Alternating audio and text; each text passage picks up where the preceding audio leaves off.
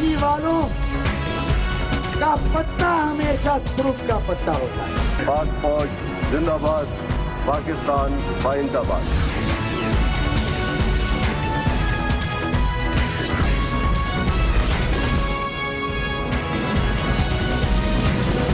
آپ دیکھ رہے ہیں خبروں، تبصروں اور تجزیات پر مبنی پاکستان کا سب سے معتبر نیوز شو دنیا، کامران خان کے ساتھ.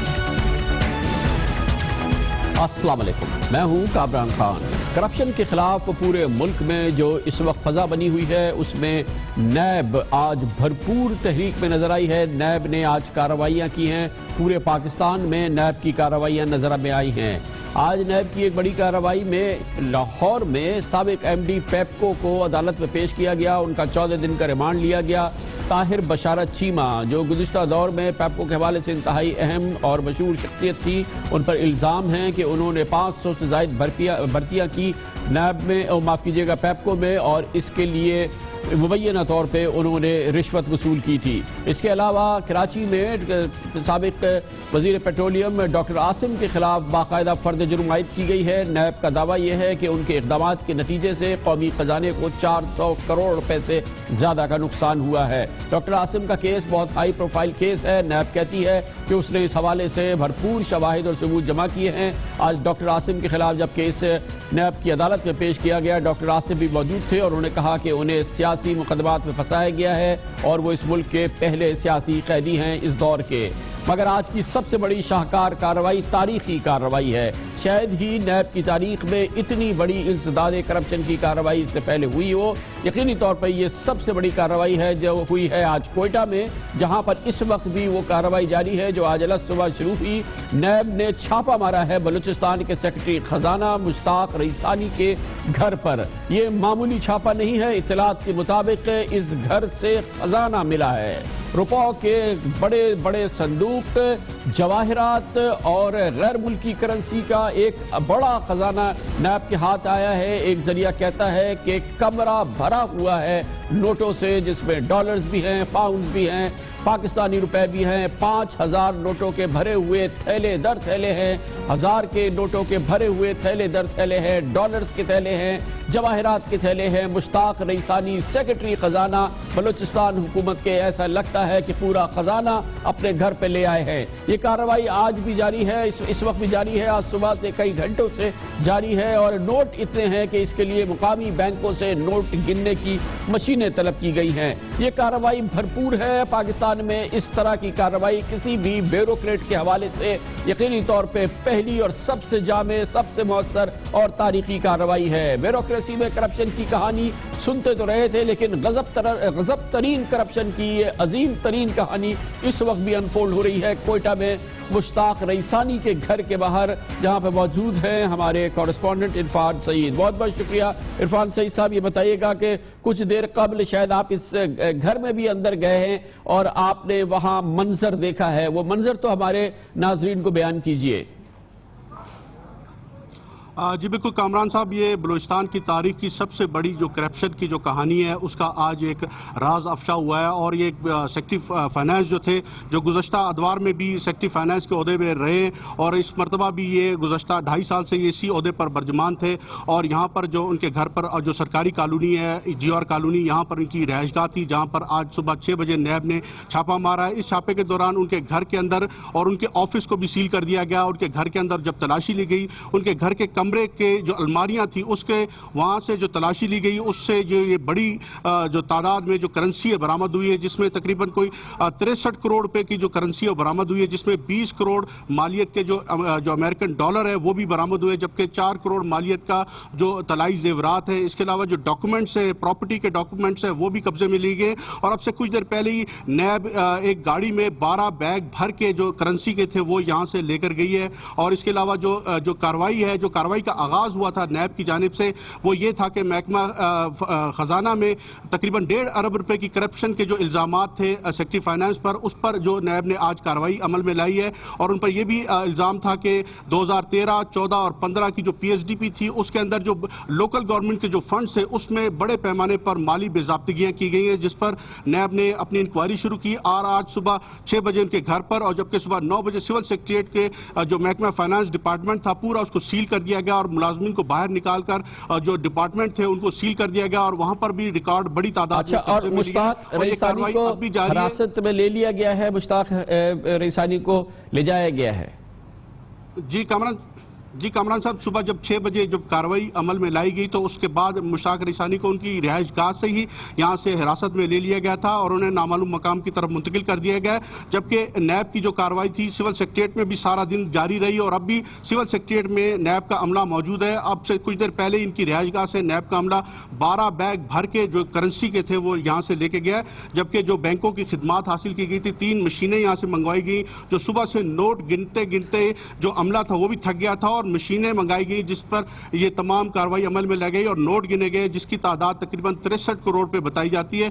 और इसके अलावा जो अभी जो नैब ज़राए हमारे बता रहे हैं कि इस कार्रवाई का ये अभी आगाज़ है, मजीद इस हवाले से जो मजीद अहम इंकशाफात होने बाकी हैं, मजीद लोगों की गिरफ्तारियां भी होंगी और इसमें साबका दौर के जो ब्यूरोक्रेट्स थे उनको भी शामिल तफ्तीश किया जाएगा और जो वज़रा थे उनको भी शामिल तफ्तीश किया जा रहा है। इस हवाले से जो हमारे जो नैब बहुत शुक्रिया इरफान सईद हमारे साथ मौजूद थे, जहां कोयटा से उस घर के बाहर से जहां से आज बलूचिस्तान के सेक्रेटरी खजाना के घर पे छापा मारा है। आखिरी खबरें आने तक 63 करोड़ रुपए के डॉलर्स, रुपए 5000 के नोटों के थैले, 1000 रुपए के नोटों के थैले, डॉलर्स के थैले, जवाहरात के थैले, प्रॉपर्टी की जो ओन करते थे, जिसकी मालियत थी, जिसकी मलकियत थी मुश्ताक रईसानी के उनके रिश्तेदारों की, उसके थैले जमा किए गए हैं। फिलहाल ये कार्रवाई का आगाज़ है, ये उस करप्शन की एक झलक है जिसका पाकिस्तान शिकार है और जो आज नजर आई है बलूचिस्तान के सेक्रेटरी खजाना मुश्ताक रईसानी के घर से।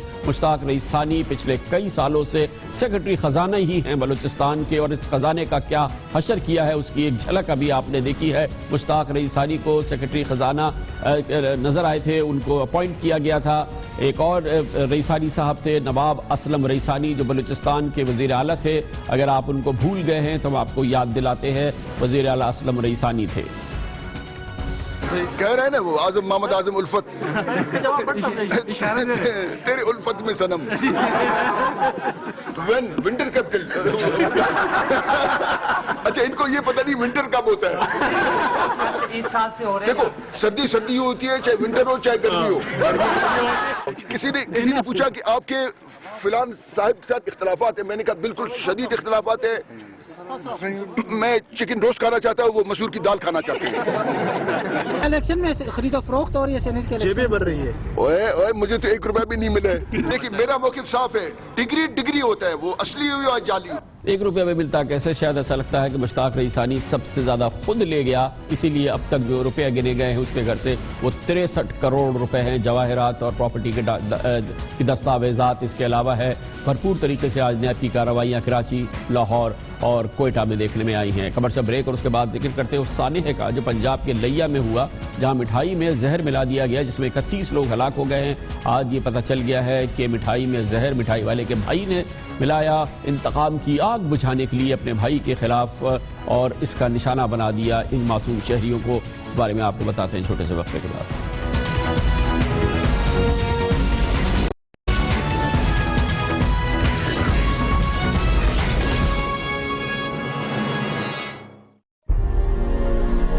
लड्डू भेजे 6 बच्चे ने खाते हैं। एक बेटा हो तो है, एक बेटी आप पई है। मिठाई वंडी किसी ने चाह न खाती, 3 बेटे मेरे फौत हो गए।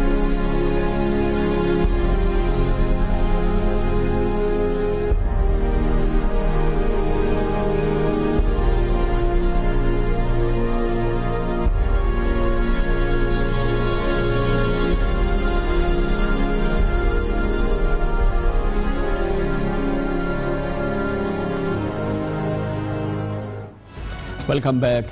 बहुत बड़ा सानेहा हुआ था, इस नौयत का सानेहा سانحات پاکستان میں ہوتے رہتے ہیں، مگر اس نوعیت کا سانحہ بہت کم انداز کا سانحہ دیکھنے میں آیا جب لیا میں گزشتہ دنوں زہریلی مٹھائی کھانے سے 31 افراد کی موت ہو گئی۔ اب یہ معمہ حل ہو گیا ہے۔ پتہ چلا ہے کہ مٹھائی کے دکان کے مالک کے چھوٹے بھائی نے اب عدالت میں اس بات کا اقرار کیا ہے کہ اس نے اپنے بھائی سے اس کی مار پیٹ کا بدلہ لینے کے لیے مٹھائی میں کیڑے مارنے والی دوا ملائی تھی، جس کی وجہ سے سانحہ ہوا ہے۔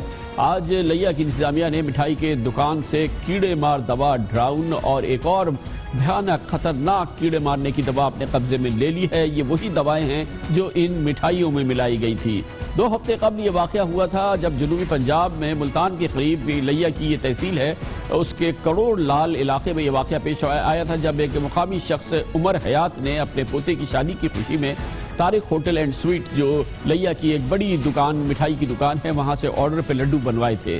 زہریلے لڈو تھے یہ، کھانے کے چند منٹوں کے اندر 12 افراد اسے کھاتے ہی ہلاک ہو گئے تھے۔ خطرناک زہر تھا جس کا فوری طور پہ نشانہ ایک نومولود بچہ، اس کے والد اور اس کے 7 چچا اس میں شامل تھے، اور یہ سب کے سب لڈو کھانے کے کچھ ہی دن کے تھوڑی دیر کے اندر وہ شدید بیمار ہو گئے تھے اور ان کا انتقال ہو گیا تھا۔ 90 کے قریب لوگ جس نے بھی اس لڈو کو ہاتھ لگایا تھا ان کی حالت غیر ہو گئی تھی۔ اس کے بعد ان متاثرین کو تیزی سے لیا کے ڈسٹرکٹ ہاسپٹل، فتح پور اور تحصیل ہاسپٹل، نشتر ہاسپٹل ملتان وغیرہ میں پہنچایا گیا، لیکن ہسپتالوں کی جو صورتحال ہے وہ آپ کو اندازہ ہو سکتا ہے۔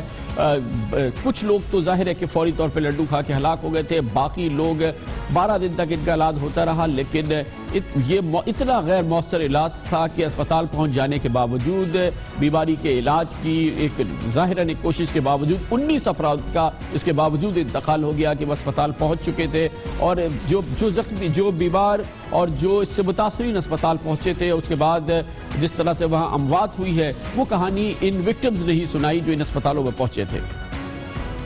کوئی سہولیات نہیں ہے، ملتان تک گئے ہیں، کسی نے بات نہیں سنی، نہ کوئی ڈاکٹر آیا ہے، نہ کوئی پوچھنے والا ہے۔ ہمیں 20 گھنٹے بیٹھے ہیں، 60 ہزار روپیہ جیب سے لگایا ہے، ڈاکٹروں نے لیا ہے ہمارے سے۔ ڈاکٹروں نے بالکل ہمارے ساتھ کوئی تعاون نہیں کیا، کوئی ان کی ہماری بات نہیں سنی۔ ادھر ہماری جو لاشیں ایسے پڑی تھی، نہ کوئی ایمبولینس ہمیں ملی ہے۔ کسی ڈاکٹر نے ہمارے ساتھ کوئی ہمدردی نہیں کی، اسی وجہ سے شاید وہ جو ہمارے ساتھ والے ہمیں چھوڑ کر چلے گئے ہیں۔ اگر ڈاکٹروں نے ہمیں کوئی جو بڑا ڈاکٹر وہاں نہیں تھا، کوئی اچھی دوائی انہوں نے نہیں دی، جو دوائی انہوں نے ہمیں دی ہے اس نے ہمیں نقصان دیا ہے۔ کوئی ایسی فیسلٹی بالکل بھی نہیں ہے۔ اس پر ہم بات کریں گے۔ ہمارے ساتھ موجود ہیں کیپٹن محمد علی ضیاء جو ڈی پی او ہیں لیا کے۔ بہت بہت شکریہ کیپٹن صاحب۔ یہ بتائیے کہ ملزم کی باقاعدہ شناخت ہو گئی ہے، اس کے کنفیشنز آ گئے ہیں، کیا تفصیل ہے اس کی؟ بالکل جی، اس واقعے کے حوالے سے اصل ملزم کی شناخت ہو چکی ہے جس کا نام خالد ہے، جو کہ اس ہوٹل کے مالک طارق کا چھوٹا بھائی ہے۔ اس کے واقعات کچھ بریف سے اس طرح سے ہیں کہ انہوں نے ایک مٹھائی کا میٹیریل بنایا 16 اپریل کو، جس کو فائنلی انہوں نے لڈو میں کنورٹ کیا ٹیوزڈے 19 کو، اور اس کے بعد مختلف گھرانوں میں مٹھائی چلی جاتی ہے۔ اس کو کھانے کے بعد لوگ جو ہے وہ فردن بیمار ہونا شروع ہوتے ہیں، جس کو اپنے لوکل لیول پہ ڈیل کرتے ہیں۔ مسئلہ صحیح طور پر بڑھ کر تب سامنے آتا ہے جب بدھ 20 کو ایک دم سے بہت سارے لوگ ہاسپٹل ڈی ایس کیو لیا کا رخ کرتے ہیں، اور وہاں پہنچنے پہ یہ اندازہ ہوتا ہے کہ یہ جو ہے بیسیکلی ایک پوائزنس سویٹ کھانے کی وجہ سے سارا پرابلم ہو رہا ہے۔ پولیس رسپونڈ کرتی ہے، اپنا جو امیڈیٹ ایکشن ہے نہ صرف اپنا کرمنل سائٹ پہ بلکہ ہیومینیٹیرین گراؤنڈ پہ ہم نے اپنی گاڑیاں بھی لوگوں کو وہاں گاؤں سے لانے کے لیے آفر کی ہاسپٹل کی طرف۔ پولیس نے تمام سسپیکٹس کو وہاں پہ گرفتار کیا، اور اس کی تفتیش جو ہے پولیس نے صرف جو کلیئر کٹ ویزیبل فیکٹس وہاں اس وقت تھے ان سے ہٹ کر اس کا دائرہ کار بہت وسیع رکھا، پرسنل اینیمیٹی کو دیکھا، چاہے وہ ہوٹل اونر طارق کے پارٹ پہ تھی یا ڈیسیزڈ میں سے جس فیملی کے سب سے زیادہ لوگ جن کی ڈیتھ ہوئی عمر حیات اس کی فیملی کے پارٹ پہ تھی، اور finally it came out to be کہ یہ طارق اور اس کے بھائی کی جو آپس میں جو لڑائی تھی یا ان کے جو آپس میں ایک اسٹریس ریلیشن شپ تھے اس کی وجہ سے ریئیکشنری ہو کے خالد نے یہ دوائی جو ہے وہ اس مٹھائی کے اندر ڈال دی۔ لیکن کیپٹن علی صاحب یہ بتائیے گا کہ پھر جب یہ ان لوگوں کو ایویکویٹ کر کے ہسپتالوں میں پہنچا دیا گیا اور پھر وہاں پر ظاہراً ان کا ٹریٹمنٹ شروع ہوا، تو اتنے بڑی تعداد میں وہاں پہ اموات کیسے ہوئی ہیں؟ کیونکہ یہ جتنے وکٹمز ہیں یہ جو ہاسپٹلز کے ارینجمنٹس تھے، جو ڈاکٹرز کا رسپانس تھا اس پہ کافی ناراض دکھائی دے رہے ہیں، شاید بالکل کافی نہیں تھا جو رسپانس تھا اسپتالوں کا۔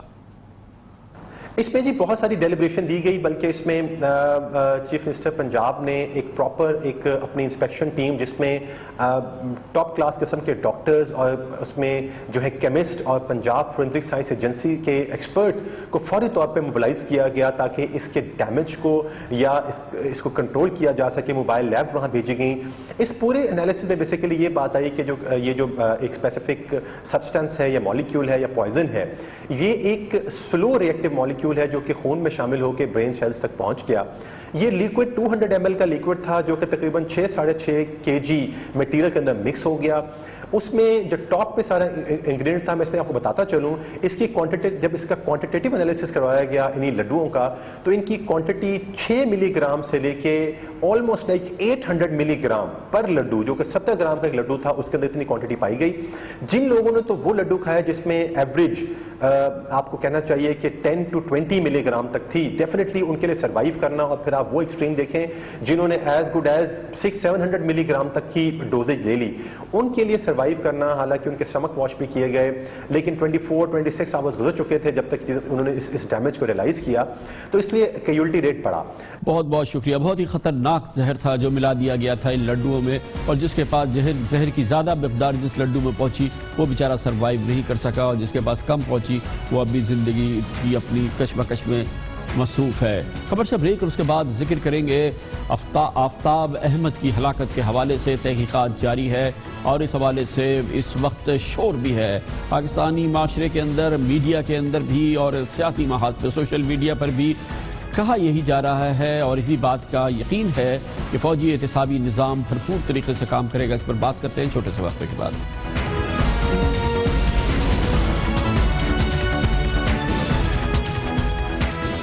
اطلاعات ہے کہ آفتاب احمد کے ہلاکت کے حوالے سے رینجرز کی اپنی تحقیقات سے علیحدہ فوجی تحقیقات، فوجی نظام کے حوالے سے ایک علیحدہ اور آزاد تحقیقات کی جا رہی ہے. یہ وہی تحقیقات ہے جو chief of army staff general Raheel Sharif نے جس کا حکم دیا تھا. یہ وہ تحقیقات نہیں ہے جس کا حکم رینجرز کے ڈائریکٹر جنرل نے دیا تھا. اطلاعات کے مطابق یہ بالکل علیحدہ تحقیقات ہے، آزاد تحقیقات ہے، اور اس تحقیقات سے بالکل مختلف ہے جو رینجرز اپنی اندرونی تحقیقات کر رہی ہے.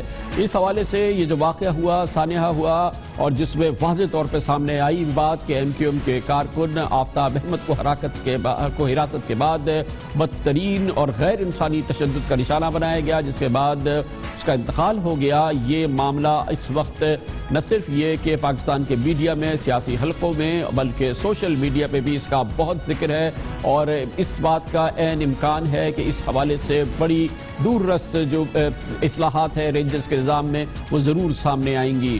اس حوالے سے متحدہ قومی موومنٹ کا اب تک کا رد عمل میجرڈ اور ایک معتدل رد عمل رہا ہے، اور اس میں فی الحال کسی قسم کا کوئی تشدد یا کوئی ہڑتال گھراؤ کی کیفیت نظر نہیں آئی ہے. متحدہ قومی موومنٹ نے اس واقعے کے حوالے سے اب مطالبہ کیا ہے کہ اس کے تمام ایسے کارکنوں کو جو کہ مختلف اداروں کی، وفاقی اداروں کی یا صوبائی اداروں کی تحویل میں ہیں، ان کا فوری طور پہ میڈیکل چیک اپ کیا جائے، اور اس بات کی تصدیق کی جائے کہ ان کی صحت یا ان کے تمام جسمانی معاملات صحیح ہیں. اس کا اظہار مطالبہ جناب ڈاکٹر فاروق ستار نے کیا ہے. اگر آفتاب احمد جیسے واقعے کو دوبارہ ہونے سے روکنا ہے تو کیا chief of the army staff general Raheel Sharif صاحب، جنرل نوید مختار صاحب، جنرل بلال اکبر صاحب کیا ہماری اس بات کو اہمیت نہیں دیں گے جو ہم کہہ رہے ہیں کہ 90 دن پر جتنے بھی لوگ ریمانڈ پر ہیں ان سب کا میڈیکل چیک اپ باقاعدگی سے ہو، اور اس بات کی گارنٹی دی جائے کہ جن اداروں کی تحویل میں ہے ان کی طرف سے ان کے ترجمان یا کوئی نہ کوئی یہ بات ضرور کہے کہ وہ ثابت اور سالم ہیں، خیر و عافیت سے ہیں، اور کسی طرح کے تشدد سے دوچار نہیں ہیں، یا ان کا کوئی کنفیشنل سٹیٹمنٹ نہیں لیا جا رہا. یہ ساری باتیں اہمیت اختیار کر گئی ہیں. آفتاب احمد کی شہادت کے بعد اور ان کے واقعے کے بعد۔ اس واقعے کے حوالے سے مسلسل تبصرے بھی ہو رہے ہیں اور اخبارات میں اداریے بھی لکھے جا رہے ہیں۔ اخبار ڈان اپنے اداریے میں لکھتا ہے کہ 2013 میں شروع کیے گئے سیکیورٹی آپریشن کے دوران ماورائے عدالت کے مسئلے نے آپریشن کو داغدار بنا دیا ہے۔ اقتدار میں شمولیت کے دوران متحدہ کے متنازع رویوں کے باوجود رینجرز کے اقدامات کا قانونی یا اخلاقی جواز نہیں ہے۔ اخبار دی نیوز لکھتا ہے کہ رینجرز اور کراچی آپریشن پر اعتماد برقرار رکھنے کے لیے ضروری ہے کہ قانون نافذ کرنے والے اہلکار انسانی حقوق کی خلاف ورزی اور ماورائے عدالت کے قتل میں ملوث نہیں ہیں۔ اگر رینجرز کے خلاف تحقیقات رینجرز حکام میں ہی کرنی ہے تو اس کا مطلب یہ ہوگا کہ حقائق کو چھپایا جا رہا ہے۔ اخبار روزنامہ ایکسپریس لکھتا ہے کہ آفتاب احمد کی رینجرز حراست میں موت اس کی موت میں جو لوگ بھی ملوث ہیں ان کے عہدے اور نام سامنے آنے چاہیے اور اس کے بعد ان لوگوں کو عبرت کا نشان بنانا چاہیے کہ مستقبل میں کوئی افسر یا اہلکار قانون کو اپنے ہاتھ میں نہ لے اور نہ سیکیورٹی اداروں کی بدنامی کا باعث بنے۔ اخبار دی نیشن کہتا ہے کہ چند نامعلوم اہلکاروں کی برطرفی کافی نہیں ہے، دوران حراست تشدد سنگین جرم ہے۔ ملوث افراد کے نام سامنے آنے چاہیے اور ذمہ داروں کو سلاخوں کے پیچھے ہونا چاہیے، نہ صرف اس لیے کہ ان کا تعلق عسکری ادارے سے ہے، ان کو استثناء نہیں مل سکتا۔ Human rights commission of Pakistan نے کل کراچی پریس کلب میں اپنی رپورٹ جاری کی تھی جس میں کہا گیا تھا کہ کراچی آپریشن سے شہر کے امن میں نمایاں بہتری آئی ہے، لیکن انسانی حقوق کی کچھ خلاف ورزیاں سامنے آ رہی ہیں جن کے مطابق قانون نافذ کرنے والے ادارے زیر حراست تمام اموات کی وجہ دل کا دورہ بتا دیتے ہیں۔ ماورائے عدالت قتل ایک جرم ہے اور اس طرح کے واقعات کو روکنے کی ضرورت ہے، یہ کہہ رہا ہے human rights commission of Pakistan کا۔ وقت ہے کمرشل بریک کا، اس دوران نیوز ہیڈ لائنز بھی دیکھیں گے جس کے بعد ہم آج کی اپنی چوٹی کی خبروں کے ساتھ واپس آئیں گے۔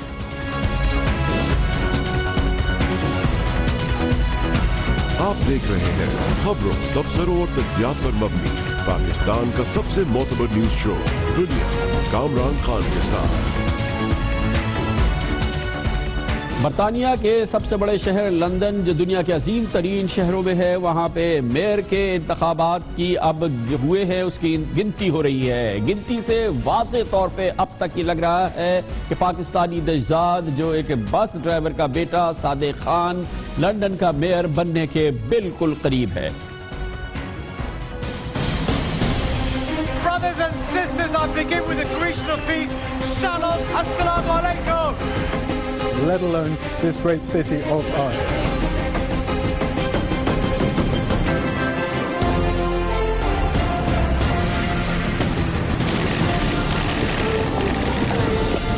Sad to be leaving, but very, very grateful for it.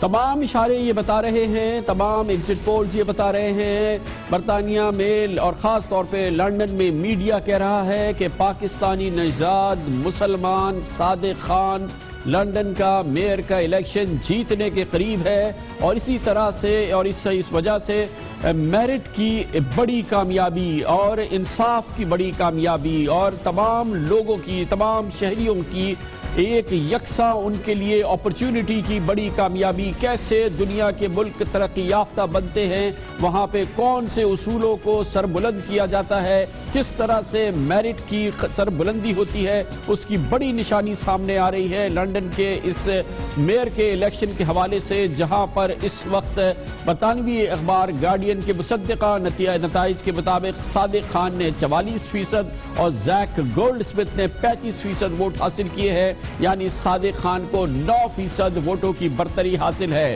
یہ برتری فی الحال یہ نہیں ہوا ہے، اعلان نہیں ہوا ہے کہ صادق خان لندن کے میئر بن گئے ہیں، لیکن اس کے ساتھ یہ کیونکہ ابھی ہونا باقی ہے، یہ ہم یقین سے اور فوری طور پہ حتمی طور پہ نہیں کہہ سکتے، لیکن یہ ایک بہت ہی اہم معاملہ ہے کیونکہ صادق خان ایک غریب خاندان سے تعلق رکھتے تھے، پاکستان سے ان کے والدین نے ہجرت کی تھی اور لندن میں مقیم ہوئے تھے۔ لندن پہنچ کے ان کے والد نے بس چلاتے تھے، وہ بس ڈرائیور تھے، اور یہ 1960 میں انہوں نے سفر شروع کیا 25 साल तक उन्होंने बस चलाई और सादिक खान और अपने बच्चों की तरबियत की। सादिक खान ने सरकारी स्कूल में तालीम हासिल की, यूनिवर्सिटी ऑफ नॉर्थ लंदन से कानून की तालीम हासिल की।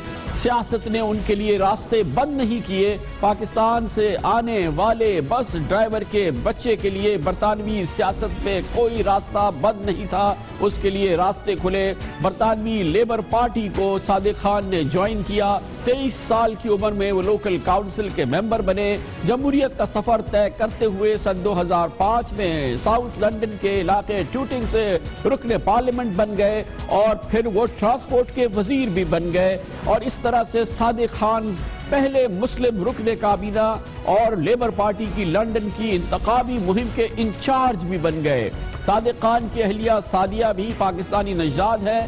सादिक खान 2 बेटों के बाप हैं। इस तरह से उनका मुकाबला जबरदस्त तरीके से हो रहा है, जो कि जिसकी अभी गिनती बाकी है। सादिक खान ने फखरिया तौर पे लंदन के तमाम शहरियों को अपना बैकग्राउंड बताया और अपनी इंतखाबी मुहिम चलाने के लिए उन्होंने जो तशहीरी मुहिम चलाई उसमें उन्होंने फख्र से कहा कि उनके वालिद बस ड्राइवर थे, वो लंदन में काउंसिल के घरों में रहते थे। वो घर जो रियासत फराहम करती है ऐसे लोगों को जिनके पास घर नहीं होते, और वो गवर्नमेंट के स्कूल में पढ़ के इस जगह तक पहुंचे हैं। इसका बरबला इजहार अपनी तशहीरी मुहिम में सादिक खान ने किया था। London gave my family and me countless opportunities to fulfill our potential. I'm running for mayor because I want all Londoners to get the opportunities that our city gave me. I grew up here on this council estate in South London. Having a council house meant that my parents could work hard and save up to buy a home of their own. But it's much harder today. The housing crisis has gone from bad to worse. I have a real plan to fix the housing crisis. My dad was a bus driver. He would have been so proud that I was appointed as Transport Minister in government. I have a fully funded plan to freeze the amount you pay for fares. It means you won't pay a penny more in 2020 than you do today. London's health service is in real crisis and patients are suffering. I'll provide real leadership for London's NHS and defend it from Tory cuts. It's so important that our businesses succeed and grow, to create more opportunities for Londoners. I'll use my business experience to be the most pro-business mayor London has ever had. I'll be a mayor for all Londoners. इस background के बावजूद सादिक खान जीत के करीब हो, उसमें सबसे अहम मामला यह है कि उनका मुकाबला था बरतानिया की अशराफिया से। अरिस्टोक्रेट बरतानिया के जो आला तरीन ख़ानदान थे उसके चश्म चिराग, उसके सपूत जैक गोल्डस्मिथ इसमें मुकाबला कर रहे थे। सादिक खान का एक जानिब गरीब बैकग्राउंड का बस ड्राइवर का पाकिस्तानी नजाद मुसलमान, दूसरी जानिब जैक गोल्डस्मिथ जिनका ताल्लुक बरतानिया के इंतहाई अमीर तरीन ख़ानदानों में अरबपति यहूदी ख़ानदान गोल्डस्मिथ से है। 41 साला जैक इमरान खान की साबिक अहलिया, न सिर्फ ये कि उनकी जमाइमा खान के भाई हैं, जैक ने बरतानिया की आला तरीन ईटन कॉलेज से तालीम हासिल की। जैक साउथ वेस्ट लंदन से कंजर्वेटिव पार्टी के रुकन पार्लियामेंट हैं, शादीशुदा हैं, 2 बच्चों के बाप हैं और इंतहाई अमीर तरीन यहूदी ख़ानदान से उनका ताल्लुक़ है। और इस पूरी कैंपेन के दौरान उनके जानिब से सादिक खान पे बदस्तूर हर सूरत ये इल्ज़ाम लगता रहा कि सादिक खान जो है वो दहशत गर्दों के सरगना हैं, वो इस्लामी दहशत गर्दों के सरगना हैं। उन पर तरह तरह के इल्ज़ामात लगाए गए, मगर उसके बावजूद इस पूरी इंतखाबी मुहिम में एक बार भी सादिक खान जैक गोल्डस्मिथ के पीछे नहीं आए। और इस वक्त जबकि ये इलेक्शन हो चुका है, इस अजीम तरीन शहर का उसकी गिनती जारी है, सादिक खान लंदन के मेयर बनने के बिल्कुल करीब है। अपने बारे में खुद सादिक खान ने खुद हमारे इस प्रोग्राम में बात करते हुए, सवाल का जवाब देते हुए अपने बैकग्राउंड के हवाले से फखरिया बताया था। सादिक भाई, ये बहुत ही एग्जाम्पलरी सिचुएशन है जिसमें आप इस वक्त लंदन में हमारे साथ खड़े हुए हैं। ये बताइए कि थोड़ा हमें अपने बैकग्राउंड वगैरह के बारे में बताएं, अपनी फैमिली के बारे में बताएं, किस तरह से आप लंदन आए थे और किस तरह से अल्लाह के फजल से आप इस मकाम तक पहुंचे हैं। वो मैं यहाँ पैदा हुआ था, मगर मेरे जो अबू अम्मी हैं वो पाकिस्तान से आए थे इन 1960s। असल में हमारे जो दादा दादी हैं और नाना नानी हैं वो इंडिया में थे। पार्टीशन के बाद वो पाकिस्तान आए थे। مہاجر تھے مگر بہت ہمارے خالہ چچو چچے سب پاکستان میں ہے، کراچی میں زیادہ سے زیادہ، تھوڑے سے رشتے دار لاہور میں بھی ہیں، فیصل آباد میں بھی تھے، اسلام آباد میں بھی، مگر I'm British born. میں بہت پراؤڈ ہوں کہ Pakistani origin of Islamic faith, مگر میں فادر بھی ہوں، ہسبینڈ بھی ہوں اور لرنر بھی ہوں.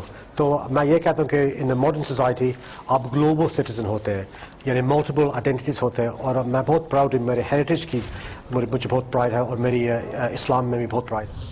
سب سے مزے کی سب سے زبردست بات یہ ہے کہ صادق خان معذرت خانہ رویہ نہیں ہے. وہ کہتے ہیں مجھے فخر ہے کہ میرا پاکستانی بیک گراؤنڈ ہے، مجھے فخر ہے کہ میرا اسلامی بیک گراؤنڈ ہے، میں مسلمان ہوں. تازہ ترین صورتحال ان الیکشن میں کیا ہے یہ جاننے کے لیے ہم جاتے ہیں لندن کے قلب میں، جہاں پہ موجود ہیں ہمارے کورسپونڈنٹ اظہر جاوید. بہت بہت شکریہ اظہر جاوید صاحب. ہمیں معلوم ہے کہ حتمی نتیجہ ابھی نہیں آیا ہے، لیکن یہ برطانوی میڈیا ہم فالو کر رہے ہیں، نیوز پیپرز کو، ٹیلی ویژن کو، کیوں یہ کہہ رہا ہے کہ صادق خان بس اب میئر بننے کے قریب ہی ہیں؟ جی کامران صاحب، یہاں پر جو ووٹوں کی گنتی کا عمل ہے یہ میرے بالکل ساتھ سٹی ہال ہے، میئر آفس ہے جہاں پر یہ گنتی کا عمل جاری ہے. یہاں پر جو پہلا مرحلہ تھا اس میں فتح حاصل کر لی ہے. صادق خان نے 44 اور 35 کا ریشو رہا ہے. اب جو ووٹنگ کا جو یہاں پر میڈیا ہے، جو یہاں پر اعلیٰ ترین ذرائع ہیں، ان کا یہ کہنا ہے کہ صادق خان جو ہے وہ یہاں پر لندن کے میئر منتخب ہو جائیں گے. لیکن یہاں پر جو اصول ہے، جو یہاں پر قواعد ہے، اس کے مطابق جب تک حتمی اعلان یہاں میئر آفس سے نہیں کیا جائے گا ہم اس کے بارے میں نہیں کہہ سکتے. لیکن جو سارے اشارے ہیں، جو سارے سورسز ہیں، وہ یہی بتا رہے ہیں کہ صادق خان جیت کے بہت قریب ہے. یہاں پر ووٹنگ کا عمل جاری ہے اور کچھ ہی تقریباً 1 سے 2 گھنٹے کا فرق اور ہوگا جب میئر الیکشن کا جو رزلٹ ہے وہ باقاعدہ طور پر یہاں پر اناؤنس کر دیا جائے گا. تو اس طرح ہم یہ کہہ سکتے.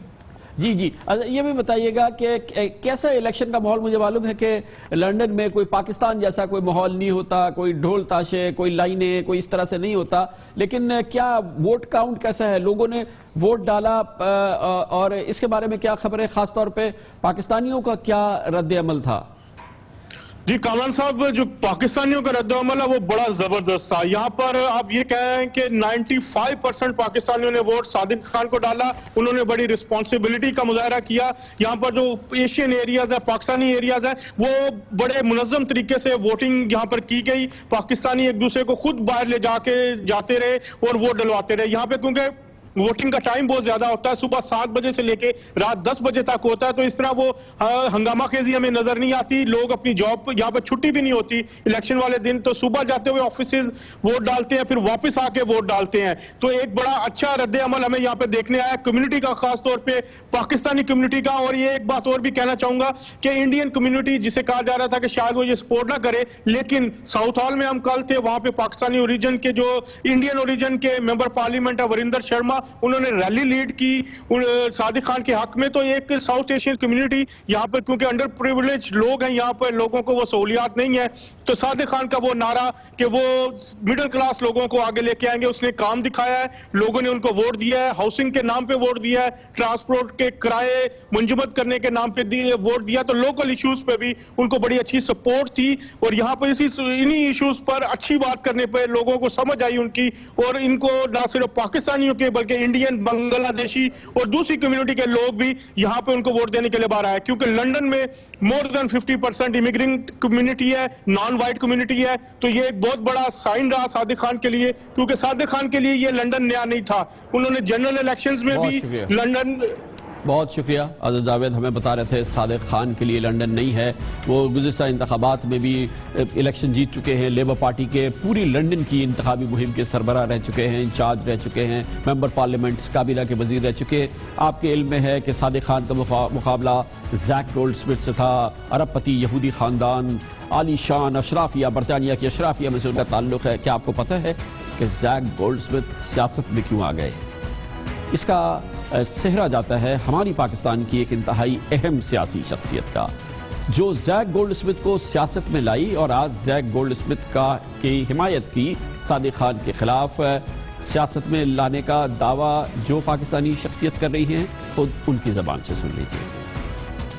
There's a man called Sadiq Khan, who's no relation, running against a man called Zach Goldsmith, who is a relation. of yours. So where do you stand in this race? Well, look, I don't really want to talk about Sadiq Khan because I don't know him. Zach, I know for over 20 years.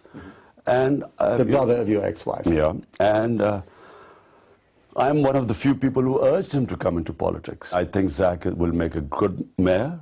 I think he will be good with the minorities, with the Pakistani community. And that's what I know of Zach. How can I not back him when I'm the one who urged him to come into politics? جی ہاں، Imran Khan زیک gold Smith کو سیاست پہ لائے اور آج زیک gold Smith ہارے نہیں ہیں لیکن ہارنے کے قریب ہیں، اور ظاہر ہے کہ شاید عمران خان کے لیے یہ کوئی اطمینان کا مرحلہ نہیں ہے، یہ لمحہ نہیں ہے۔ کمرشل بریک اور اس کے بعد ذکر کریں گے۔ اس پروگرام میں کئی بار ہم نے ذکر کیا ہے کہ تاریخ کو مستند رکھنا بہت ضروری ہے۔ اہم ترین تاریخی واقعات کے حوالے سے مستند تاریخی اکاؤنٹ ہمارے پاس ہونا بہت ضروری ہے۔ ایک اہم واقعہ پاکستان کی تاریخ کا شاید اطمینان بخش واقعہ نہیں ہے، تکلیف دہ باب ہے، وہ ہے 2 مئی سن 2011 کو جب پاکستان کے شہر ایبٹ آباد پہ امریکی فوجیں حملہ آور ہوئی۔ 90 منٹ تک کارروائی کی، دنیا کے مطلوب ترین شخص اسامہ بن لادن کو ڈھونڈ نکالا، وہاں اس کو ہلاک کر دیا، اس کی لاش اٹھائی اور سمندر میں پھینک دی۔ ہوا کیا تھا یہ؟ کیا ہم ناکام ہوئے تھے؟ ہمارے دفاعی نظام ناکام ہوا تھا؟ ہماری کہاں ناکامی ہوئی تھی؟ یہ سب کچھ کیا ہے؟ ہمارے پاس اس کی کوئی تاریخی مستند پاکستانی تاریخ موجود نہیں ہے، نہ ہی کوئی اس کا اکاؤنٹ موجود ہے۔ ہم سب دار و مدار کر رہے ہیں، ہماری آنے والی نسلیں کریں گی اس اکاؤنٹ پر، یعنی کہ تاریخ کے ان انباب پر جو امریکی مورخ لکھ رہے ہیں، جو امریکی حکومت بتا رہی ہے۔ امریکی تاریخ اور امریکی حکومت کی تاریخ ہماری تاریخ بن جائے گی۔ ایبٹ آباد واقعے کے بارے میں بات کرتے ہیں چھوٹے سے وقفے کے بعد۔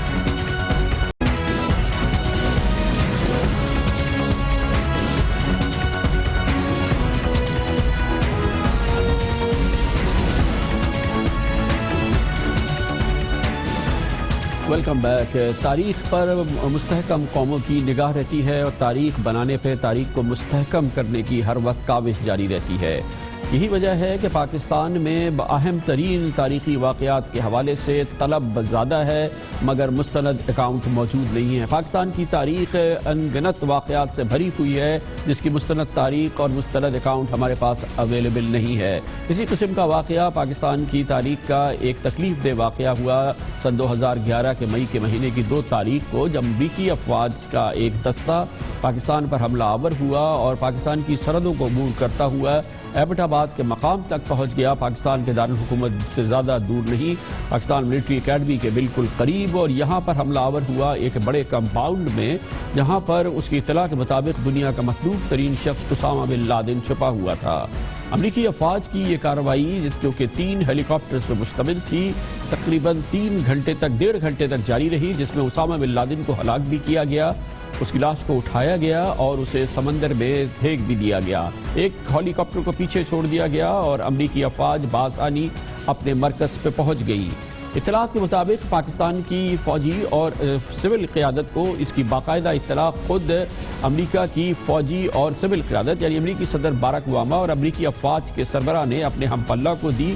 صدر زرداری کو اطلاع صدر اوباما نے دی اور جنرل اشفاق پرویز کیانی جو اس وقت فوج کے سربراہ تھے، ان کو اس کی اطلاع امریکی افواج کے سربراہ نے دی۔ اس طرح سے پاکستان کو اس واقعے کی پوری اطلاع ملی، اس کی سرحدوں کی جو عظمت تھی یا جو اس کی وقت تھی اس کو پامال بھی کیا گیا، اور اس کے ساتھ ہی پاکستان میں اس ہونے والے واقعے کے بعد ایک جانب القاعدہ کی جانب سے اور دوسری تہا پسند تنظیموں کی جانب سے حملوں کا نہ رکنے والا سلسلہ شروع ہوا، پاکستان سے انتقام لینے کا سلسلہ شروع ہوا، دوسری جانب امریکہ کی ناراضگی کا ایک نیا دور شروع ہوا، دوستی کا وہ باب ختم ہوتا نظر آیا۔ کہیں سے بھی اس بات کا کوئی آثار نظر نہیں آئے کہ دراصل امریکی افواج نے اتنی بڑی اگر کامیابی حاصل کی، اس کامیابی کے نتیجے میں صدر اوباما کے دوسرے بار صدر بننے کے راستے کھلے، اور اس پہ اگر پاکستان کسی صورت سے یا پاکستان کی دفاعی افواج کسی صورت سے معاون ثابت ہوئی ہیں تو شاید اس کا پاکستان کو ڈائریکٹلی نہیں تو انڈائریکٹلی فائدہ ضرور ہوتا، لیکن واضح طور پہ لگ رہا ہے کہ اس کا پاکستان کو سراسر نقصان ہوا۔ کہیں سے امریکہ کے کسی اشارے سے یہ بات نظر نہیں آتی کہ وہ اس بات پہ پاکستان کا شکرمند ہے کہ پاکستان نے کسی قسم کی مدد کی ہے۔ اس کا مطلب یہ ہے، نتیجہ ہم یہ نکال سکتے ہیں کہ شاید ہمیں پتہ ہی نہیں چلا، اور ہماری سرحدوں کو عبور کر کے یہ حملہ کیا گیا ہے۔ اس کے بعد یہ بات بھی بہت اہم ہے کہ جب بھی یہ دن آتا ہے 2 مئی، اس حوالے سے امریکہ سے بھی کچھ اسی قسم کے اشارے آتے ہیں جیسے وہ ہم سے بدترین ناراض ہے اور بدستور ناراض ہے۔ اس 2 مئی کو ہمیں تحفہ یہ دیا گیا کہ امریکہ اپنے اس وعدے سے پھر گیا کہ پاکستان کو 8 F-16 کی تیاری کی خریداری کے حوالے سے پارٹ پیمنٹ امریکہ کرے گا اپنے فورن ملٹری پروگرام سے، اور اچانک ان تاریخوں کے قریب یعنی اس 2 ماہ کی اس اینیورسری کے قریب جب امریکہ میں ایک بار پھر امریکہ کے ریاستی اداروں میں اسٹیبلشمنٹ میں اس بات کا ایک جشن سا منایا جا رہا تھا کہ اس روز پاکستان میں گھس کے انہوں نے اسامہ بن لادن کو ہلاک کیا گیا، پاکستان کو پیغام بھیجا گیا کہ اب اگر F-16 طیارے خرید رہے ہیں تو اس کے لیے پیسے اس کا انتظام کریں، ہم آپ کو یہ فراہم نہیں کر سکتے۔ دوسری جانب پاکستانیوں کو نہیں پتا ہے کہ 2 مئی 2011 کو کیا ہوا۔ اس سلسلے میں پاکستانیوں کو، پاکستان کی پارلیمنٹ کو، پاکستان کے عوام کو کوئی مستند اطلاع موجود نہیں ہے۔ حکومت ہے جناب نواز شریف کی، جو اس حکومت پہ آنے سے پہلے جب یہ واقعہ ہوا تھا بہت ہی بھرپور انداز سے، بہت ہی پرجوش انداز سے اس وقت کی حکومت سے کہتے تھے پاکستان کی سرحدوں کی پامالی ہوئی ہے، اس حوالے سے مکمل تحقیقات کی جائے اور یہ رپورٹ عوام کو دی جائے۔ بہرحال اس کے لیے جو پاکستان میں ہوتا ہے وہ تو ہوا تھا، اس کی تحقیقات کے لیے کمیشن ضرور بن گیا تھا، اس کا نام ایبٹ آباد کمیشن رکھا گیا تھا، یہ جون 2011 میں ہی بنا دیا گیا تھا۔ اس وقت وعدہ یہ کیا گیا تھا کہ اس کی رپورٹ عوام کے سامنے رکھی جائے گی۔ اس کے سربراہ کے لیے سپریم کورٹ آف پاکستان کے اس وقت کے سینئر ترین ججز میں سے ایک جناب جسٹس جاوید اقبال کو چنا گیا تھا۔ اس کے ممبران میں لیفٹیننٹ جنرل ریٹائرڈ نجیب احمد، سابق پولیس IG جناب عباس خان اور پاکستان کے نامور سفارتکار جناب اشرف جہانگیر قاضی کو اس میں شامل کیا گیا تھا۔ اس کی رپورٹ بھی جمع ہو گئی، لیکن پاکستانیوں کے پاس اس رپورٹ کی کوئی مستند کاپی موجود نہیں ہے۔ اس کی لیکس میڈیا میں گردش کر رہی ہیں، انٹرنیشنل میڈیا میں آ چکی ہے، لیکن ہم نہیں کہہ سکتے کہ مصدقہ مستند کاپی ہے، بلکہ اس کی تردید بھی کی جا چکی ہے۔ یعنی کہ پاکستان کی اس تاریخ کے اس باب پہ بدستور دبیز پردے موجود ہیں، اور پاکستانیوں کو اگر اس حوالے سے کبھی کوئی معلومات جاننی ہوگی تو اس کے لیے بہترین ذریعہ امریکی میڈیا ہوگا، چاہے وہ نیو یارکر کی ان ڈیپتھ سٹوری ہو، چاہے وہ سیمور ہرش کی نئی کتاب ہو، چاہے وہ نیو یارک ٹائمز کی ڈیٹیلڈ سٹوریز ہو، اور اگر مزید ڈھونڈنا ہو تو وینٹی فیئر کے ان ڈیپتھ آرٹیکلز ہو۔ پاکستان میں اس سلسلے میں کوئی مستند معلومات موجود نہیں ہے۔ یہ کیوں نہیں ہے اور یہ کیوں ہونی چاہیے؟ اگر ہونی چاہیے تو اس پر ہم بات کرتے ہیں، اور آج ہمارے ساتھ اس سلسلے میں موجود ہیں ایبٹ آباد کمیشن کے انتہائی معزز رکن، پاکستان کے انتہائی معزز سابق سفارتکار جناب اشرف جہانگیر قاضی۔ بہت بہت شکریہ قاضی صاحب۔ آپ فرمائیے گا کہ کتنی ضرورت ہوتی ہے زندہ قوموں کو کہ ان کے پاس اپنی تاریخ کی بلیک اینڈ وائٹ جو حقیقتیں ہیں وہ ان کے سامنے موجود ہوں، ان کی اپنی زبان میں موجود ہو، کیونکہ جو بھی حقیقت ہے وہ تو سامنے ہونی چاہیے۔ یا آپ کے خیال میں، آپ اس کمیشن کے رکن رہے ہیں، اس میں کچھ ایسی باتیں ہیں کہ یہ اس پہ دبیز پردے پڑے ہی رہنے چاہیے؟ آپ کی رائے کیا تھی؟ کیا اس کمیشن نے حکومت سے کہا تھا کہ اس کی رپورٹ کو شائع کیا جائے، عوام کے سامنے پیش کیا جائے؟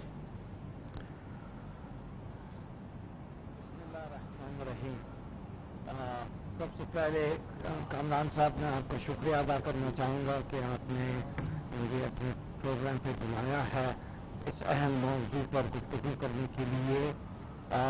آپ کا جو سوال ہے اس کا جواب میں مثبت میں دے رہا ہوں۔ یہ از حد ضروری ہے کہ جب اس قسم کے منفی واقعات پیش آئیں اور ان کے لیے پارلیمنٹ کی طرف سے ایک کمیشن سیٹ اپ ہو جائے تو وہ جو رپورٹ ہمیں تو تقریباً 1.5 سال لگے وہ رپورٹ کو تیار کرنے میں، اور پھر پرائم منسٹر کو وہ سبمٹ ہوا کہیں نومبر میں جا کے 2012 میں، نومبر جو اصلی جو ڈیٹ تھا نومبر کے آخر میں، اور اب 3.5 سال گزر گئے اور وہ منظر عام پہ نہیں آیا ہے۔ اس کے لیکڈ کاپی جو ہے جو الجزیرہ کے ذریعے ایک وہ شائع ہوا ہے کوئی 2-2.5 سال پہلے، لیکن وہ ایک ڈرافٹ تھی، وہ فائنل رپورٹ نہیں تھی، وہ ایک ڈرافٹ تھی، اور ہماری یہ کوشش تھی کہ شاید وہ ڈرافٹ ہی فائنل رپورٹ بن جائے، जो इजमाही बेसिस पे हम उस पे मुतफिक हो जाएं और वो प्राइम मिनिस्टर साहब को वो पेश हो जाए, लेकिन उस ड्राफ्ट ही पे इख्तलाफात निकले और बिल आखिर हम वो कंसेंसस तक नहीं पहुंच सके। तो इसलिए जो फाइनल रिपोर्ट थी उसके दो हिस्से थे, एक मेन रिपोर्ट और एक इख्तलाफी रिपोर्ट। और इख्तलाफी रिपोर्ट उस मेंबर का था जो बाकी जो मेंबरान थे उनसे उनके इख्तलाफात थे। तो मैं जिक्र नहीं करूँगा कि किसने क्या लिखा है, लेकिन वो जो इख्तलाफी रिपोर्ट है वो रिपोर्ट का हिस्सा था और वो बल्कि जुज़ ला युनफ़क हिस्सा था, टूटांगी समझे, और उसके बगैर वो रिपोर्ट मुकम्मल ही नहीं होता है। अच्छा, तो काजी साहब आप क्या समझते हैं कि ये रिपोर्ट जो भी फाइनल हो गई है इसमें आपके ख्याल में, आप खुद माशाल्लाह सारी ज़िंदगी सिफारतकारी आपने की है, पाकिस्तान के हुकूक का और पाकिस्तान के जो सिक्योरिटी मामलात को आप बहुत अच्छी तरह समझते हैं, इसको हर सूरत में सामने आने में कोई मज़ायका है, ये रिपोर्ट सामने आए ताकि आवाम को तो पता चले कि ये हुआ क्या था? मुज़ायका नहीं हो सकता है कि कोई हिस्सा अगर हो, कोई पैराग्राफ हो जो लोग समझे कि भाई ये बहुत नाजुक है, हसास है, तो इसको हम इंक्लूड नहीं करते हैं, तो उसको डिलीट किया जा सकता है या वो रिडैक्ट जिसे कहते हैं वो किया जा सकता है। लेकिन तमाम रिपोर्ट को दबाना, ये तो अफसोस, ये तो कौम के ख़िलाफ़ मैं समझता हूँ एक जुर्म है। ये तो अब आप देखें, पाकिस्तान मशरक़ी पाकिस्तान जब हमसे जुदा हुआ और उस पर हमीद रहमान कमीशन वो उन्होंने रिपोर्ट जब बनाई और दी, उसको भी दबा के रखा, बिल्कुल शाया नहीं हुआ, और वो जाके हिंदुस्तान में तकरीबन जो उसके मुकम्मल अगर नहीं था तो उसका ज़्यादातर हिस्सा वो हिंदुस्तान में वो शाया हुआ। तो ये कितनी शर्म की बात है। अब फिर से यही हुआ है, इस दफ़ा तो ये तो शाया ही नहीं हुआ है, एक उसका जो ड्राफ्ट था वो ही अल जज़ीरा के ज़रिए आया। और ये क्यों है, ये सवाल जो है ये तो हमारे प्राइम मिनिस्टर साहब जो हैं उसको मतलब वो इस सवाल का जवाब देना चाहिए कि आखिर क्यों, और वो उस वक्त प्राइम मिनिस्टर भी नहीं थे तो इन पे तो बात ही नहीं बनती है। ये तो लीडर ऑफ द अपोजिशन थे। तो मैं समझता हूँ कोई जवाब नहीं है कि तमाम रिपोर्ट को इस तरह दबाना और आवाम को अंधेरे में रखना। मैं समझता हूँ ये आवाम के साथ, पाकिस्तान के साथ बहुत बड़ी ज़्यादती है। बहुत बहुत शुक्रिया जनाब अशरफ जहांगीर काजी। एबटाबाद कमीशन के रुकन कहते हैं कौम के साथ जुर्म है, अगर कोई बहुत ही हसास हिस्सा है तो उसे ना शाया किया जाए, मगर एबटाबाद कमीशन की रिपोर्ट शाया की जाए। 2 मई 2011 को पाकिस्तान के साथ बहुत बड़ा जुल्म हुआ था, अमरीकी अफवाज हमला आवर हुई थी, 1.5 घंटे तक हमला किया था और पाकिस्तान के शहर में दुनिया के मतलूब शख्स को हलाक कर दिया था। लेकिन उसके बावजूद ये पाकिस्तान के साथ क्या हुआ था, हम क्यों अपनी सरहदों को पे इन अमरीकी अफवाज की मुज़ाहमत नहीं कर सके, रोक नहीं सके, या इस हवाले से क्यों नहीं अगर कर सके, अगर ये कर सकते थे, इसके सवालात के जवाबात बहरहाल ढूंढने ज़रूरी हैं। वो जवाबात मौजूद हैं मगर हमारे सामने नहीं आ रहे, इसलिए हम अमरीकी ज़राए पे इंतज़ार करने पे मजबूर हैं। लेते हैं कमर्शियल ब्रेक और उसके बाद जिक्र करेंगे पनामा कमीशन के हवाले से। कल हमने आपको बताया था कि पीपल्स पार्टी के लबो लहजे में तब्दीली आ रही है, मुतदल रवैया नज़र आ रहा है। आज जनाब इमरान खान ने इस असर को कुछ ज़ायल करने की कोशिश की, लेकिन उनके लहजे में भी हमने महसूस किया है कि वो जोश नहीं है, कुछ एतदाल से जनाब इमरान खान भी काम ले रहे हैं, बल्कि उन्होंने ये भी कहा कि इस माहौल में फ़िलहाल वो उम्रा भी करने जा रहे हैं। इस पर बात करते हैं छोटे से वक्फे के बाद।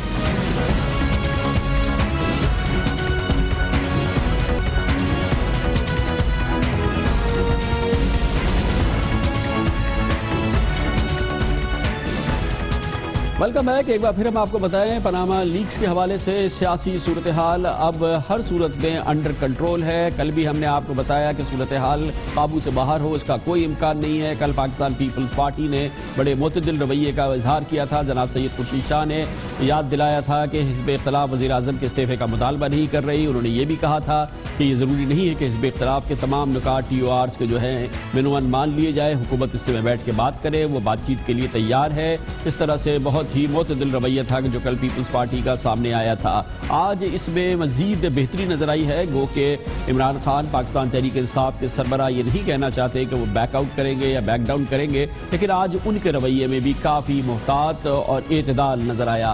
آج عمران خان صاحب نے اس بات کا بھی اظہار کیا اس موجودہ صورتحال میں فی الحال وہ عمرے میں جانے کا ارادہ رکھتے ہیں, اور انہوں نے وزیر اعظم سے کہا کہ احتجاج ہونا جمہوری معاشرے کا, جمہوری نظام کا ایک حصہ ہوتا ہے, اس میں پریشان ہونے کی ضرورت نہیں ہے. میں کیونکہ ابھی عمرے پہ جا رہا ہوں تو میں نے سوچا کہ شکریہ, میں نے سوچا کہ میاں صاحب نے آج تقریر کیا تو میں کہا ذرا تھوڑے سے اس میں قوم کے سامنے جانے سے پہلے تھوڑے نکتے رکھ دوں. میاں صاحب کو یہ نہیں پتا کہ پرامن احتجاج جمہوریت کا حصہ ہے. جو ڈکٹیٹر کی گود میں پلے ہوں ان کو نہیں پتا کہ احتجاج تو جمہوریت کا حسن ہے.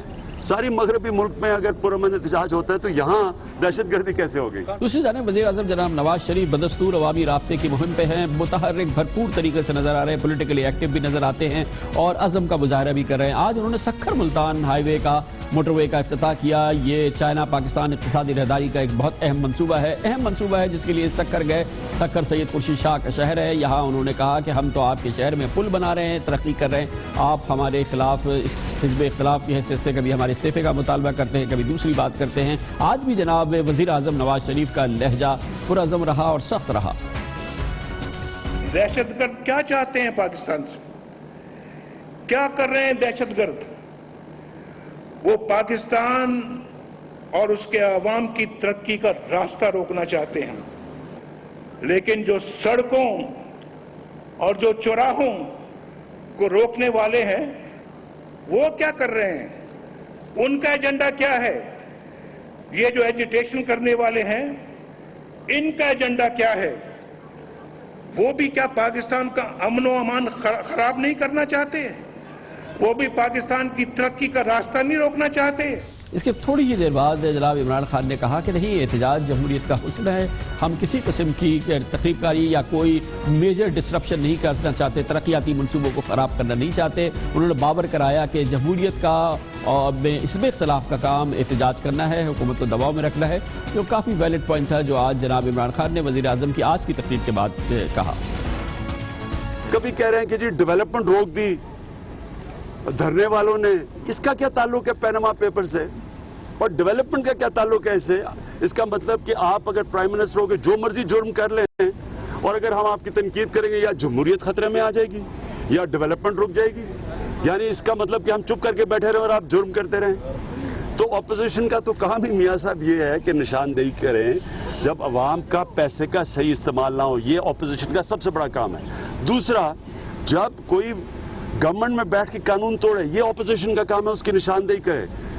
گورنمنٹ کا کام یہ نہیں ہے کہ پرائم منسٹر سارے ملک کے چکر لگائے اور کہے جی دیکھو میں ڈیولپمنٹ کر رہا تھا اور یہ روک دی انہوں نے.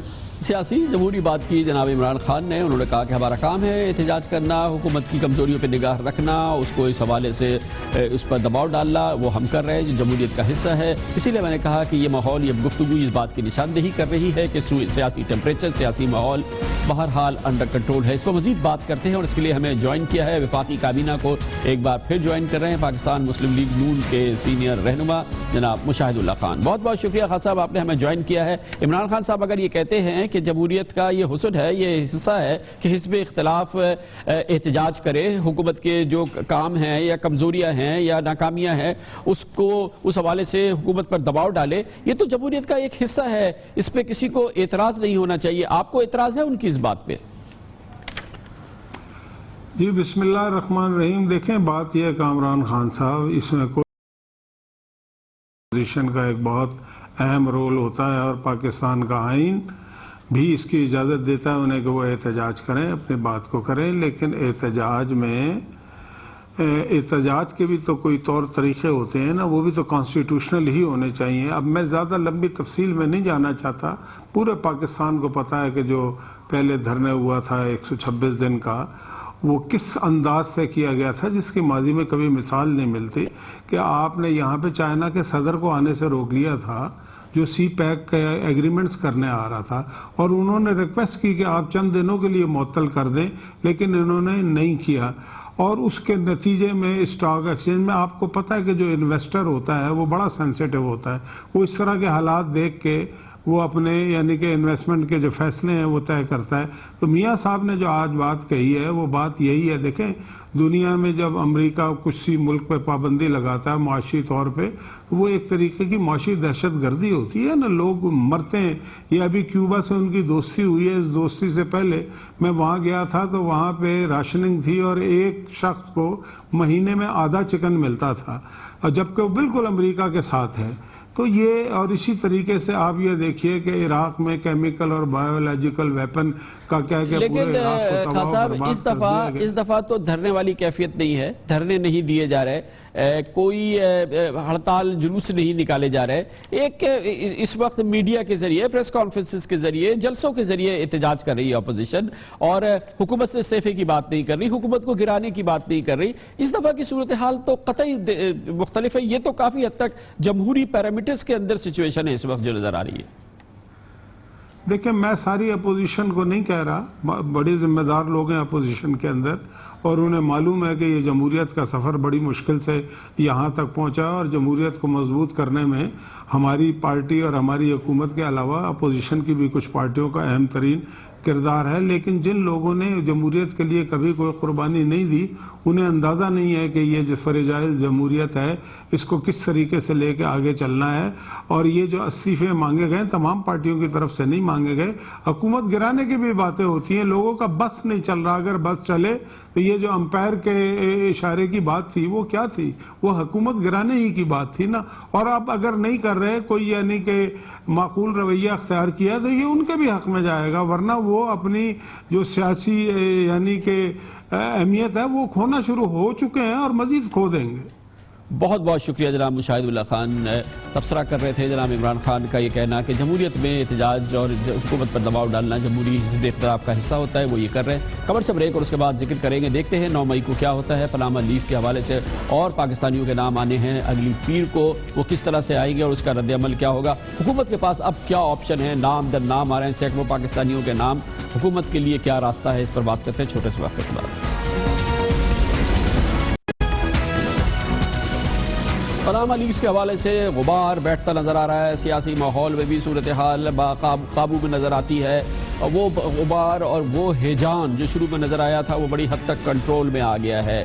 اس کی ایک بڑی وجہ یہ ہے کہ جناب حکمراں جماعت کے وزیر اعظم صاحب کے اہل خانہ کا نام اس میں آیا، تو اس میں پاکستان پیپلز پارٹی کے اہم شخصیات کا نام بھی ہے، اس میں پاکستان تحریک انصاف کی شخصیات کے ناموں کا نام بھی آیا. آف شور کمپنیز کے حوالے سے دوسرے پاکستان کے اہم جو سیاسی جماعتیں ہیں ان کے لوگوں کے نام بھی آئے. پوری طور پہ اب ایسا لگتا ہے کہ پاکستان میں یہ بات طے ہو رہی ہے کہ اس کو بہت زیادہ بے قابو نہ ہونے دیا جائے، کیونکہ اس سے جو ہیجان ہے وہ پھیلے گا اور حالات خراب ہو جائیں گے. اور اس وقت صورتحال کنٹرول میں فی الحال نظر آ رہی ہے، لیکن ابھی ایک مرحلہ باقی ہے جب پیر کو اطلاعات کے مطابق پاناما لیکس کے حوالے سے کچھ اور لیکس سامنے آئیں گی. پاکستانیوں کے نام آنے ہیں، اخباری اطلاعات کے مطابق 400 نام مزید اب آنے باقی ہیں. اس طرح سے اب 400 نام آئیں گے. کیا اس کے بعد پھر ہیجان پیدا ہوگا؟ فی الحال ہم نہیں کہہ سکتے. لگ یہ رہا ہے کہ لوگوں کو ایک مجموعی طور پہ اس بات کا احساس ہو گیا ہے کہ یہ وہ حمام ہے جس میں پاکستان کے تمام بڑے ننگے ہیں. اس صورتحال پر آئندہ پیر کو کیا ہونے والا ہے یہ ہم پوچھیں گے، اور اس کے لیے ایک بار پھر ہمیں جوائن کیا ہے پاکستان کے ممتاز انویسٹیگیٹو جرنلسٹ عمر چیمہ نے، جو ممبر بھی ہیں international consortium of investigative journalist کے. بہت بہت شکریہ چیمہ صاحب. آپ کہتے ہیں کہ اب ایک اگلی قسط آئے گی اور وہ آنے والی ہے منڈے کو. اس میں نام آئیں گے کچھ 400 کے قریب کل ملا کر ہوں گے. اس کا کیا طریقہ کار ہوتا ہے؟ کیسے یہ اس کی تشہیر ہوتی ہے؟ کس طرح سے ICIG آپ تک پہنچاتی ہے؟ کیا ہوتا کیا ہے یہ؟ دیکھیں، میں ایز ICIG ممبر اور یہ پاناما پیپر پروجیکٹ کا ممبر ہونے کے ناطے مجھے ایک ڈیٹا تک پوری ایکسیس بھی ہے، اور میں اپنے لیول پہ ایک سٹرگل بھی کر رہا ہوں کہ جتنے پاکستانیز ہیں آبویسلی اس ٹیم میں میرے سے زیادہ کو پاکستان کی انڈرسٹینڈنگ نہیں ہوگی، تو میرا ایک فوکس جو ہے وہ پاکستان پہ ہے. اور چونکہ یہ بڑا ایک کمپلیکس قسم کا سٹرکچر ہوتا ہے، اس میں سے لوگوں کو تلاش کرنا، ان کو آئیڈینٹیفائی کرنا، ان کے ڈاٹس کنیکٹ کرنا، یہ بذات خود ایک بہت بڑا چیلنج ہوتا ہے. تو جو پہلے یہ چیزیں آئیں اس ٹائم یہ پرومس نہیں کیا گیا تھا کہ تمام ڈیٹا ہم ریلیز کر رہے ہیں. تب بڑے بڑے نام ان کا آ گیا. ابھی جو ICIJ والے کہہ رہے ہیں وہ کہہ رہے ہیں کہ ہم اپنا ڈیٹا جو سرچ بیس ہے اس کو تمام پبلک کر دیں گے, یعنی اس میں جو لوگوں کی بیسک انفارمیشن ہے, ایسے نام بھی جن کی ایک نیوز ویلیو نہیں ہوتی, لیکن ادروائز جب آپ ایک نمبر کے حساب سے دیکھتے ہیں کہ کتنے پاکستانی ہیں یا بڑے بڑے ناموں کے علاوہ چھوٹے نام کون سے ہیں, تو وہ سارے اس میں تمام اس فہرست میں شامل ہوں. لیکن چیوہ صاحب ابھی کہا تھا 250 نام, تو پورے 250 نام تو نہیں آئے جو نیوز سٹوری سامنے آئی, کچھ ہی نام تھے, کچھ درجن نام تھے. اب جو 400 نام آنے, اب پورے نام آئیں گے, اب کیا ہونے والا ہے؟ جو کچھ نام رہ گئے ہیں کیا, یا آنے اب جو نام آئیں گے اس میں سے بھی کچھ نام رہ جائیں گے؟ یہ میں آپ کو وضاحت کر دوں. انفیکٹ پہلے یہ ذکر آیا تھا کہ کوئی 200 لوگ ہیں, اور ان 200 میں بھی کئی ایسے نام تھے جو بار بار ریپیٹ ہو رہے ہیں, کہ جیسے میری ایک کمپنی ہو اور میں, یا میرے پاس 5 کمپنیز ہوں اور میں 5 میں شیئر ہولڈر ہوں, میرے ساتھ کوئی 2 اور بھی شیئر ہولڈر ہوں, اور ہم وہ جب 5 کمپنیز ریپیٹ ہوں گی تو ہمارا نام بھی اتنی دفعہ ریپیٹ ہوگا. تو وہ as a matter of fact وہ 200 نام بھی نہیں بنتے تھے. اور دوسرا, تب کوئی ایسی فہرست بھی جاری نہیں کی گئی تھی. اب جو فہرست جاری کی جائے گی جس کا ہم ذکر کر رہے ہیں کہ 9 مئی کے حوالے سے, اس میں وہ تمام نام آ جائیں گے کہ جن کا جو پہلے بھی موجود تھے, جو بعد میں بھی تلاش کیے گئے, وہ سارے لوگ ایک فہرست میں یکجا ہوں. بہت بہت شکریہ. چلے دیکھتے ہیں 9 مئی بھی آئے گی, پیر کو یہ فہرست سامنے آئے گی. مگر اس وقت مسئلہ یہ ہے کہ یہ وہ معاملہ ہے چاہے وہ آف شور کمپنیز کا معاملہ ہو, چاہے فورن پراپرٹیز کی اونرشپ کا معاملہ ہو, چاہے انڈاکیومنٹڈ اکانومی میں شرکت کا معاملہ ہو. یہ پاکستانیوں کے پاکستانی جو بڑے بڑے نام ہیں, بہت کم نام ایسے ہیں جو اس عوام میں ننگے نہیں ہیں. تو اس کے لیے, اس پورے ماحول سے نمٹنے کے لیے حکومت کے پاس راستہ کیا ہے؟ بعض ماہرین کہتے ہیں کہ اس کے لیے بہرحال حکومت کو اب ایک بڑی ایمنسٹی اناؤنس کرنی پڑے گی, جس کے بعد سے پھر تطہیر کے عمل کا آغاز کیا جا سکتا ہے. پہلے اس گند کو صاف کرنا پڑے گا, اور اسی طرح سے ہو سکتا ہے کہ ایک بھرپور ایمنسٹی کا اعلان کیا جائے اور اس کے بعد سے ایک نئے سفر کا آغاز کیا جائے. کیا یہ ممکن ہے؟ یہ پوچھتے ہیں پاکستان کے نامور ماہر معاشیات اور سابقہ حکومت میں وزیر اعظم کے مشیر برائے خزانہ جناب ڈاکٹر سلمان شاہ سے. بہت بہت شکریہ ڈاکٹر صاحب. یہ پورا معاملہ آپ اچھی طرح سے جانتے ہیں. بہت کم پاکستانی جن کے پاس پیسہ ہے وہ آف شور کمپنی سے باہر نہیں ہے, فورن اونرشپ ہے, پراپرٹیز ہیں, یہ تمام چیزیں ہیں. ملک کے اندر بھی انڈاکیومنٹڈ ان کے پاس ایسٹس ہیں. اس کو ٹھیک کرنے کے لیے کیا آپ ان لوگوں میں سے ہیں؟ آپ سمجھتے ہیں کہ اس کا راستہ یہ ہے کہ اس کو اگر مکمل طور پر ٹھیک کرنا ہے تو پہلے ایک جنرل ایمنسٹی, ایک پہلی ابتدا اس کی کرنی پڑے گی, پھر اس سفر کا آغاز کیا جا سکتا ہے؟ یا آپ کے خیال میں ابھی سے یہی کٹائی چھٹائی شروع کرے جو سامنے آ رہے ہیں, پاناما لیکس پہ نام سامنے آ جائیں, فلیٹس کے نام سامنے آ جائیں, کس طرح سے کام شروع کیا جا سکتا ہے؟ آئی تھنک سب سے پہلے تو یہ ہے کہ پولیٹیکل لیڈرشپ جو ہے اس کو تو آپ ایمنسٹی نہیں دے سکتے, کیونکہ پاکستان کا جو نظام ہے, فسکل مینجمنٹ کا نظام, فائنینشیل مینجمنٹ کا نظام, اس میں اتنے زیادہ سوراخ ہیں, اور اس کو جو ہے ہماری جو پولیٹکس میں بہت سی خرابیاں اسی کی وجہ سے ہوتی ہیں. مثلا ابھی آپ دیکھیں کہ پاور پروجیکٹس کی بات اگر آپ کر لیں تو ابھی پچھلے ہفتے میکسیکو نے ایک ٹینڈر دیا ہے پاور کا, بجلی کا ٹینڈر. لیکن شاہ صاحب ہمارے ماحول کے لحاظ سے موجودہ تناظر میں آپ کیا سمجھتے ہیں کہ اس سے پھر نمٹنے کا کیا ہے؟ جو چیزیں سامنے آتی جائیں ان کے خلاف کیسز رجسٹر کرتے جائیں, FIA نیب کو پیچھے لگائے, یہ کام شروع کریں, یا اس کے لیے کوئی جامع اسکیم بھی ہو سکتی ہے؟ آئی تھنک ہمارا جو حکومت کا نظام ہے, ریونیو سائڈ پہ بھی, ایکسپینڈیچر سائڈ پہ بھی, اس کی ٹوٹل ریفارم کرنی پڑے گی, اور اس کے اوپر تو آپ کو کوئی کنسیشن نہیں کرنی چاہیے. لیکن جہاں تک پرائیویٹ سیکٹر کا تعلق ہے, وہاں پہ آپ کو ذرا ایمنسٹی کا سوچنا چاہیے, تاکہ یہ جو ہمارے انٹرپرینیورز ہیں انہی نے ہماری اکنامک گروتھ بھی کرنی ہے, انہوں نے ہی پاکستان میں انویسٹ کرنا ہے. اگر یہ پاکستان سے باہر گئے ہیں تو ہو سکتا ہے کہ یہ پاکستان کے ماحول سے ڈر کے گئے ہیں, یا یہاں پہ جس قسم کی انویسٹمنٹ کلائمیٹ تھی اس سے ڈر کے گئے ہیں, تو ہمیں ان کو واپس لانا پڑے گا. لیکن ان کے لیے بھی ان کو اپنا کوئی ٹیکس دینا پڑے گا اگر یہ ٹیکس کے بغیر پیسہ گیا ہوا ہے، اور جنرلی آئی تھنک اس دونوں کو ذرا ہمیں سیپریٹ رکھنا پڑے گا. بالکل ٹھیک ہے، بہت شکریہ ڈاکٹر صاحب، بہت بہت شکریہ. اس کے ساتھ ہی ہمارے آج کے پروگرام کا اختتام ہوتا ہے. منڈے کو آپ سے پھر ملاقات ہوگی. کامران خان کو اجازت. اللہ حافظ و ناصر.